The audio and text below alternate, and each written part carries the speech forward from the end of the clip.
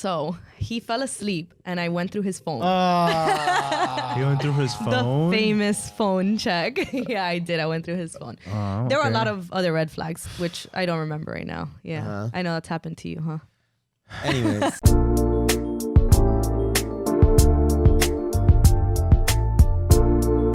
What's up, everybody? Welcome back, ladies and gentlemen, to another episode of The Coffee Breakup. Starring Marvin Schultz and Christian Vieira. the best ever.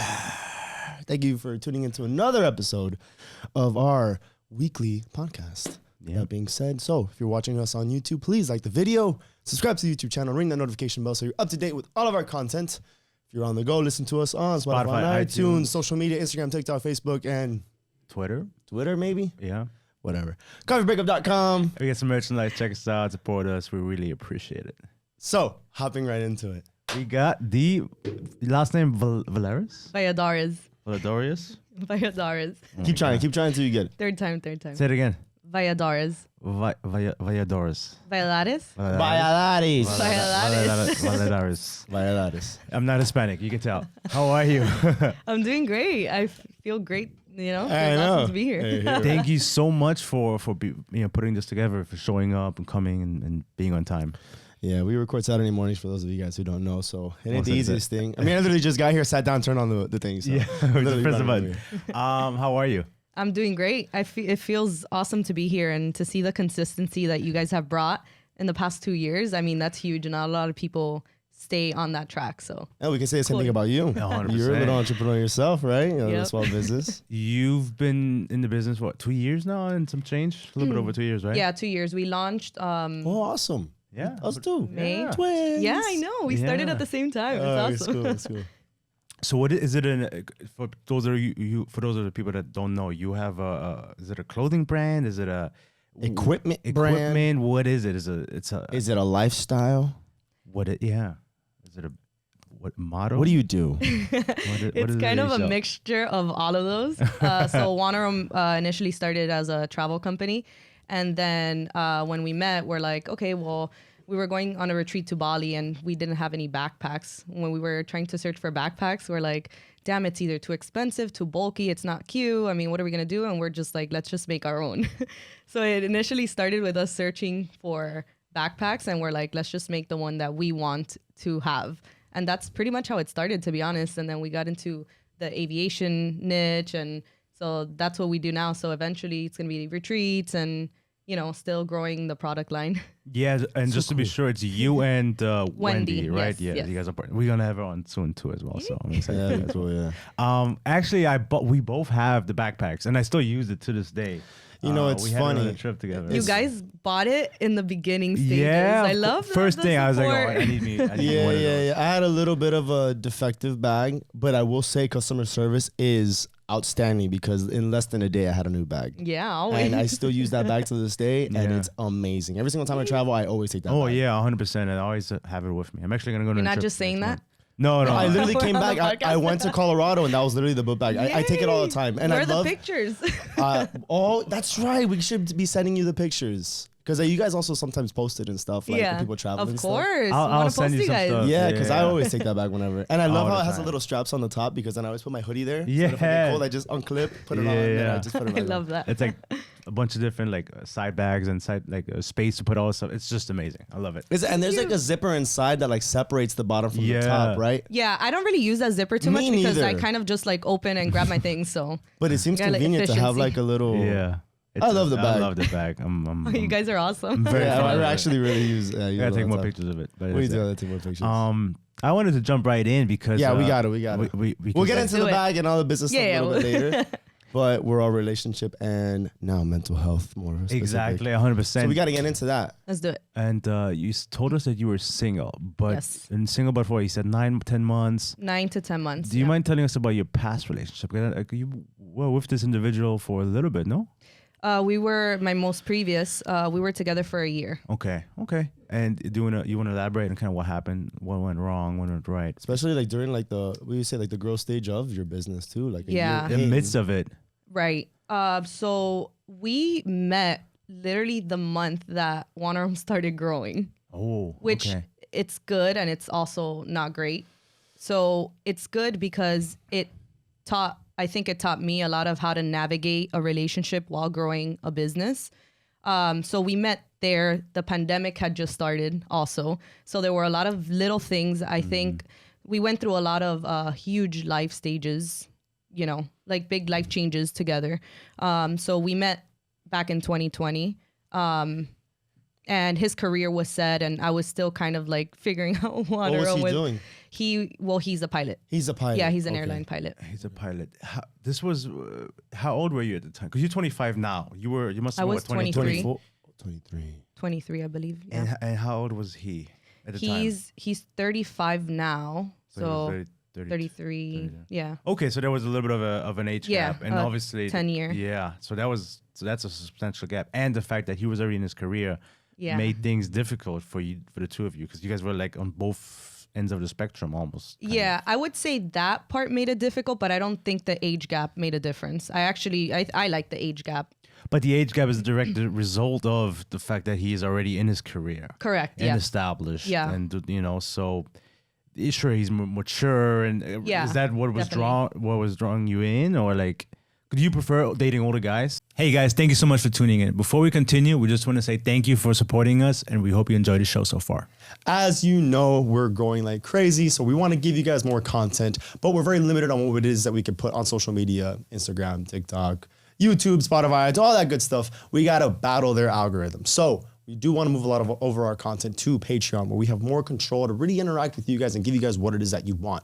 So moving forward, the audio full episodes will still be available on Spotify and iTunes, but we are going to be changing things up when it comes to the video to put it on Patreon. Now, stick around to the end of the episode where we'll talk a little bit more about Patreon. You can see what it is that we're doing, but we have full control to really interact with you guys and give you guys what it is that you want. So again, thank you guys so much for watching. That being said, enjoy the show. Peace.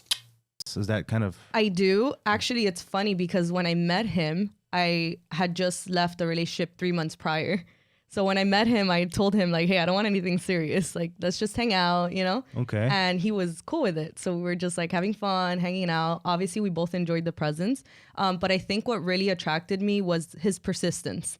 And he kind of was like all in. And he showed me, with time, I was like, wow, this is a really great man. If I don't actually try, I mean, I'm probably going to regret this, right? Even my family, my parents were the first ones to tell me like, Dee, he's such a great guy, based on the things that he would do for me, not just tell me, right? So that's kind of, that's kind of how it started. So then before all that, okay, so then you guys were dating. You guys dated for a year. A year, yeah. All right.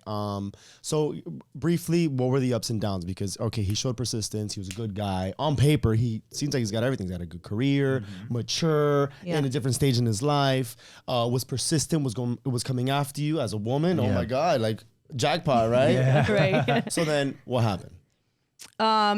Every time someone asks me what happened, I never have a solid answer because it wasn't just one thing. And to be completely honest, this was my most healthy relationship. And anyone that asks me, I'll always speak highly of him because he is such an incredible person, has a great family. So I never just say one thing. Neither of us cheated on each other. Neither of us did anything to intentionally hurt the person and make the other, want to hate. But I think it was just like I mentioned before, we went through so many big life changes, loss, growing business. He went through a tragic situation at his job. It was just a lot of things that kind of like were turbulent, I would say. But I think it really came down to the fact that we were kind of like separating. We wanted different things in our lives at that moment. So I was more variety driven. I wanted to travel. I wanted to grow the business. My mind was always elsewhere, which, looking back in hindsight, I would always think to myself, like, obviously we're not perfect. We always tend to feel our feelings and what someone did to us and what someone said to us. But at the end of the day, when you come out of a relationship, if you want to be better, not only for yourself, but for your future relationship, you have to really think about the things that you did, the things that you said. So I think looking back, I'm like, I could have been a little bit more focused in on the relationship, because my head was in the clouds, to be honest. And he was great in the sense that he was he was a huge factor in Wanarum. He was like our assistant. He loved Wanarum. Like he was pretty much a partner. So he kind of was, you know, more established in his career, and he wanted to settle down, and which I wanted to too. I want to have a family. I want to get married. I want to do all these things, but not at the moment, right? Not then and there. And I think we were just kind of growing apart in that sense, you know. And then obviously that brought on arguments, you know, and then you tend to like get lost in those arguments, and you lose sight of like the actual future, you know, because when two people are together and you have the same core values and you want the same things, you can get through those things, right? Even if in that stage you're in two separate places. But I believe the strongest couples that are still together for years, they go through that together, you know, with communication and honesty and everything. Do you think that because, I don't want to see the age gap, but he was in a different position in his life where he wanted to settle down, and you did also, but I don't think you were in a position where you would have to have made some sacrifices. Correct. So do you think the growth that you've had in Wanarum over the last year, how significant was it versus the first year? Was it aggressive? You see like an exponential increase? Oh yeah, it's huge. Do you think that you could have achieved that if you had committed your time to the relationship over Wanarum?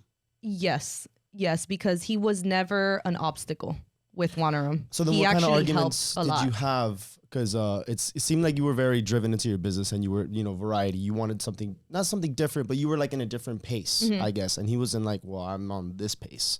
That much focus, you know, you had to put that time towards Wanarum. So then what kind of arguments would you have based on that? Because it seemed like Wanarum needed your attention. Yeah, and obviously. It wasn't going to him to the amount that he needed it. Correct. Yeah, so that I could have given. I remember one of our last arguments, I think I had mentioned like, oh, I want to go like road tripping across the US, you know, something like that. And it kind of like hurt him because he couldn't do that for me in that moment. So it was, I think it came down to what he thought he could provide for me. But at the end of the day, I was still happy. He didn't need to provide, you know, he didn't need to come with me, or he didn't need to do it for me, right? But I think as a man, he felt like he couldn't do those things for me. Like he couldn't dedicate the time it would have required for you to go. Because those are the things that you love doing, you know? And I think it's admirable with his on career. Him. It's admirable on him and very wise that he recognized who you are and what you love. And he's like, she loves this, and she has to put that first. And that would maybe require for us to make the sacrifice. Because you could have perhaps probably stayed together, and maybe you're gonna on a road trip without him and stuff like that. Correct.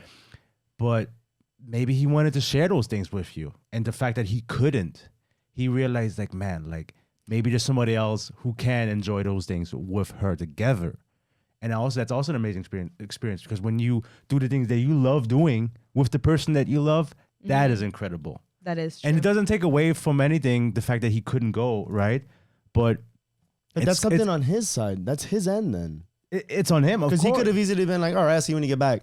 Yeah. You know? Sure, he could have said that, but like, wouldn't you want to go on a road trip and look over and see him next to you? True, but at the same time, is that going to hold you back from not? Think of all the times that you've traveled by yourself. You're going to like not travel now because you don't have someone next to you to travel with? No, I mean, I'll always stopped you. I'll always travel, but it's nice to, when you're on a 14-hour plane ride, you look over and you have somebody there with you. All right, but think you and Claudia, right? Yes. And then you want to go on a trip, right? And then she goes, well, man, I can't go on the trip with you and I would love to. Maybe we should just break up. Well, it wasn't to that extent. No, but it could become an argument. Well, I really want to go and I can't go with you. If it's a repeated, like if she's in a career path where she can't travel as much, and I really enjoy going, and it's to the point where it kind of puts us at a distance, then maybe this isn't the same. It also doesn't have to though, because if the foundation of the relationship is healthy and it's good, what does that have to do with anything? The foundation of who she is based on, I want to travel, I want to go out, I want to do road trips. And you did. You did, but still could. But after a while, it maybe wasn't to the extent where you wanted it to. I see both sides. I completely get it. I don't know the entirety of the relationship, so it's hard for me to. Sometimes we don't need to know because it's so simple and it shouldn't be that difficult. That's what I'm trying to understand. What complicated it? Why was that such an issue? Why did that become an issue? Well, that was one of our last arguments, but I think it goes a little deeper. Like, I see both sides because I do want to travel and I want my person to have their lifestyle to align with mine, right? I feel like that for me will be the healthiest because I do like to travel by myself, but happiness is better when shared, and I want to travel with my person, right? Yeah. Or good friends. But then I think it goes a little bit deeper. It was more of like, I had more, I think, of a free spirit, and the man was just tired. He didn't want to travel no more. Tired. This guy's like, flying planes all this time. He's flying for work. The last thing I want to do is fly somewhere else. He's flying for work. And not drive the plane. Someone else fly me over there. Or he's like, damn, I'm in this car going 70 miles an hour. I'd rather go 600 miles an hour and fly over Maybe. Oh, true. No, but that's a little silly. That's a little silly. Well, you know. Imagine. It's like, hey, man, efficiency. I want to get this. Fuck it. All right, anyways. But, continue. I mean, what else? Like, I understand, but that couldn't have ended the relationship, right? No, it was just one of the arguments. It was just one a little, things. Everything kind of piled up with time. I think the last 3 months we were really arguing a lot. Trying to think of. I think you guys were just at different spaces in life, that's really it. Because 23, 25, even 20 and further on, it's such in his 30s too. Huh? Homie was in his 30s. In his 30s. Well, he still is in his 30s. Yeah. But like closer to 40 now. Okay. Damn. This guy's listening to this. Like, damn. But like the 23, 25, like it's such a vital age, especially for you because you were in a position of the business. Yeah. And you had to put yourself first, and it's so many sacrifices. It's a very, very challenging age to be in, especially to be in a relationship with somebody who's already been through that stage. And this guy just probably wants to settle down, and he does his traveling here and there. He also travels for work. This guy's a career man. So I think you guys may have been same highway, different cars, different speed, that kind of thing. But the good thing is, never say never. You guys ended on good terms from what it sounds like. You guys, it was amicable. There was no cheating, no lying. Respect it. I like it. You never know. Okay, yeah, maybe down the road. Well, not down the road because he doesn't like road trips. Maybe like on another flight. Another flight. Imagine you take a flight and it turns out he's the pilot. Oh my God, I've thought about that. And then that you're would be like, crazy. You walk in and it's like a fairy tale. You're like, Okay, so that relationship ended. Was this okay? Before him, you were single for how long? 3 months. 3 months. That's right. Yeah. Okay, how long was that relationship before that? That was about 7 months. But I had, I would say when I look back at my relationships, obviously my most previous was the healthiest and the one that I actually felt like, all right, this is love, this is support, this is what having a partner, a significant other means. The guy before him, I had met him and I quickly kind of dived in. And I used to dive in a lot. And now I don't do that anymore. Obviously that comes with time and experiences, but I kind of dived in a little too fast, and we had met here in Miami and he had to move to New York for work. And we had talked about doing long distance or do you want to come, that awkward talk when you have to do long distance. So we both decided that I was going to move to New York since his career was a little bit more established. Crazy. I know. This was right before the pandemic too. Terrifying. Yeah. It's also cool. Like when you're young, you just give zero fucks. Yeah, you can do that. Yeah, no responsibility. Yeah, I met this guy a couple of weeks ago. It seems kind of cool. Let me just go fly with him and live with him in New York. Anyways, continue. That's crazy. I would never do that now. Yeah. But anyways, so I decided to go move to New York, and I lasted 2 weeks in New York, living with him. In what way? It was just the lifestyle was so odd. Very quickly, I caught red flags, and one of them, and I didn't notice it here in Miami. I guess New York changed him, or kind of his deeper roots came out. How much time were you here in Miami before you moved to New York? 6 months. Okay. Yeah. Damn. So you guys were together 7 months. So you went to New York and. Yeah, I was there for 2 weeks only. I was only there for 2 weeks. It's a good thing maybe that you got. Okay, tell us. You guys want to know? Okay. Wow, yeah. So I moved to New York, and we would go out, and he had a car. This guy had the worst road rage that I've ever seen in anyone. You haven't been in the car with me then. No. I'm pretty sure this is bad. And what would he do? I mean, it goes a little bit. I mean, he would get out of the car and start fighting while I was in the passenger seat. And I remember thinking to myself, like, there's no way this can be normal, right? Like, there's no way you can get pissed off. You can flick someone off if you're having a bad day. But to get out of the car, to lower a window and to like scream at a taxi, at a lady and an old lady, it's just crazy. Wow. So I remember getting home one night and I sat him down and I was like, hey, I understand that, you know, things like that frustrate you, but I would really appreciate it if you didn't do that while I was in the passenger seat, because nowadays you don't know what, anyone can have a gun in their car and you're dead. I mean, it happens all the time. It's kind of like the norm, right? Nowadays. So there was so many red flags that I noticed. And there were other things too that were bothering me. And I remember the night that I moved out, I had sat him down again to kind of like, hey, now that we're living together, like, let me just tell you the things that, you know, are kind of bothering me, right? And then you tell me what's bothering you from your end. And he didn't want to hear it. He didn't want to hear it. Oh, man. And I remember like crying and I'm like, there's no way that this is normal. Yeah. Why doesn't my boyfriend not want to listen to the things that are bothering him, right? So I already felt like something was going on, right? So he fell asleep and I went through his phone. You went through his phone? The famous phone check. Yeah, I did. I went through his phone. Okay. There were a lot of other red flags, which I don't remember right now. Yeah. I know that's happened to you, huh?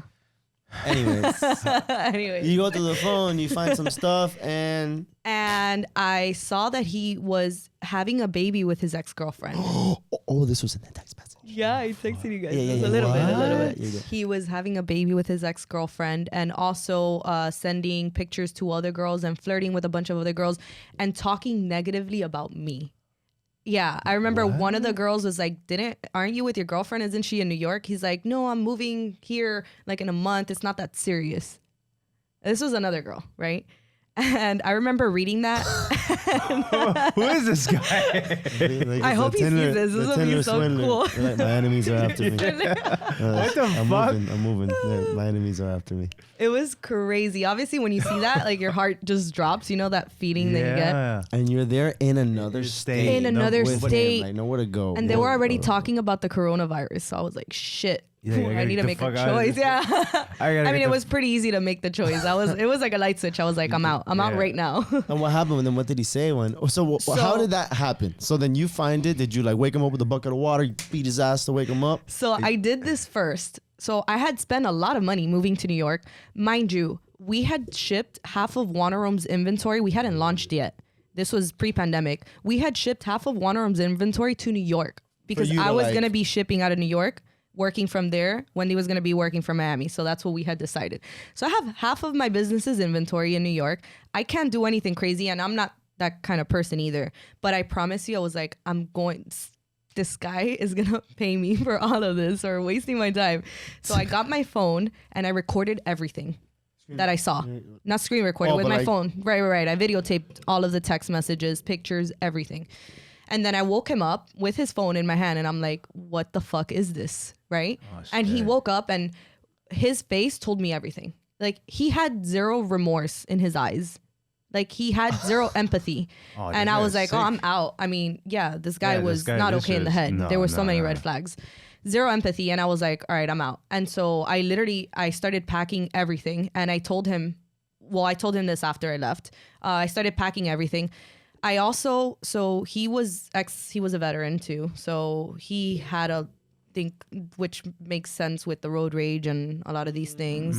Military is, it's either good or bad, but he had like machetes in the house and like hunting things because he loved to hunt. Jeez. And I was like, man, I kind of don't feel safe, to be honest. Yeah. So he had bought me pepper spray to be safe in New York if I'm walking. Man's got machetes and guns. And, here's a pepper spray.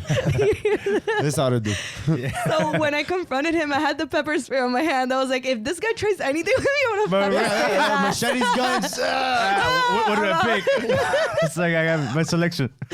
I mean, you never know, right? With that kind of person, you never know. Absolutely. Yeah, they kind of just switch up on you. And I noticed that on the road rage, I was like not the safest, right?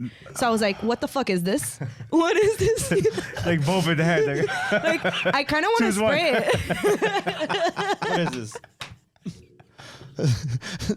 So it was pink too. It was cute. You show him, Yeah, I showed him, and he went up and he peed He's like, he literally got up and went straight to the bathroom to me. This guy's like a serial killer. Yeah, you left the room. You let him.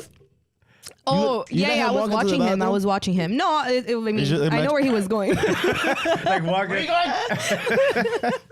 So whatever, you let him go to the bathroom, okay, and then he comes back with no weapons. Yeah, no weapons, thankfully. Right, so far, so good. So the first thing I did is I called my best friend, and she was looking for flights for me. Okay. And I called my dad so that he can know. I was like, hey, Dad, don't tell Mom, don't tell my brother, but this happened, and I'm safe, and here's my location if anything happens, right? So that you can track me, yeah.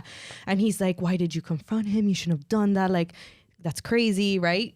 Him being that kind of person. Yeah. So I literally packed up all my stuff, and in 4 hours I was in the airport with a flight. And then this is the fun part. So I got to the airport and I decided to put me, him, and that other girl in a group chat. You're a savage. I was like, you know what? Fuck this guy. Let me have some fun at least, right? I'm not going to disrespect the girl, even though she knew. She still follows me to this day. She's going to see this episode. It's going to be funny. Shit to the guy. But think about it. And she's leaving New York, so you're probably like, fuck it. I ain't got no. Yeah, I'm safe. I'm safe. My life is good. Security. What did he say to him? He comes out of the plane like, bitch. Thought you never gonna see me again, huh? Flying the fucking. Oh, that wouldn't be good. Flying the plane. Right? No, but this guy wasn't a pilot too. No. He's still flying the plane. How the fuck you get in here? No, thankfully not.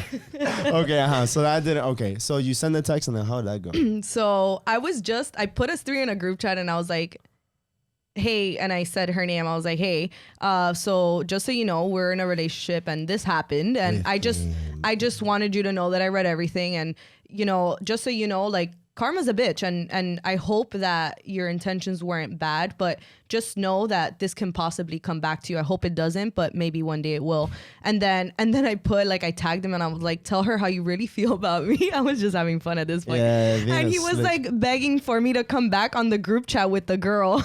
With the baby mama? No, this wasn't the baby mama. There was another one. This was another girl. There was another one. I'll go back to the baby mama now because it gets better. Okay. But yeah, anyways, I was just like having fun there, and we never spoke again because it was just like a light switch, and I left. So I would say about 2 months after that, I was looking at like the people who viewed my story, and his baby mama viewed my story. Shit. And mind you, she's never she never followed me. I mean, I honestly didn't really care because he had already cheated on me prior to me moving to New York because she was having the baby. Yeah, true. So, and honestly, I really don't care. I didn't need closure. What he showed me was all I needed. I didn't care for closure. He's not someone that I. I don't care. So she viewed my story and I messaged her and I was like, hey, do you want to ask me something?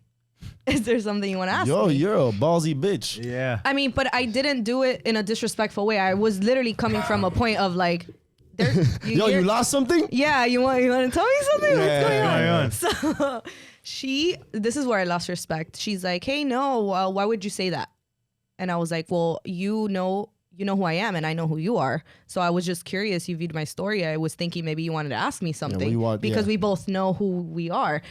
And she told me she found me on like her explore page on some like photographer's Instagram. Yeah, sure. And I was like, you can just tell me the truth. Do you want to call me? And I gave her my number so that we can have a conversation. And we end up calling each other. She denied the fact that she, knew who she was. She denied the fact.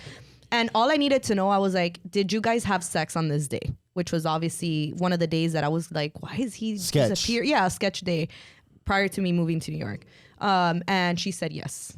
And she got pregnant, but then she didn't know if the baby was his or someone else's. Like, it was crazy. Jesus. She ended up losing the baby. She told me.